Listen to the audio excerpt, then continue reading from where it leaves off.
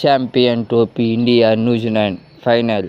Batting వచ్చిన New Zealand 251 కొట్టింది 7 వికెట్లకి. Batting వచ్చిన ఇండియా దుమ్ము లేపింది. రోహిత్ శర్మ సిక్సర్కో బౌండరీకో దుమ్ము లేపాడు. శుభ్మన్ గిల్ 31 కొట్టాడు. విరాట్ కోహ్లీ 1 రన్కే అవుట్ అయిపోయాడు. రోహిత్ శర్మ 7 బౌండరీలు 3 సిక్సర్లతో 76 కొట్టాడు. శ్రేయస్ 48, అక్షర్ పటేల్ 29, కేఎల్ రాహుల్ 34, రవీంద్ర జడేజా బౌండరీ కొట్టి ఇండియాని గెలిపించాడు. ఛాంపియన్ ట్రోఫీ 3 సార్లు గెలవడం ఏకైక టీమిండియా. సంవత్సరంలోపే ఐసీసీ 2 ట్రోఫీలు గెలుచుకుంది ఇండియా రికార్డ్. రోహిత్ శర్మ, విరాట్ కోహ్లీ ఇద్దరు కలిపి డాన్స్ చేస్తున్నాడు. India 2025 champion trophy India win.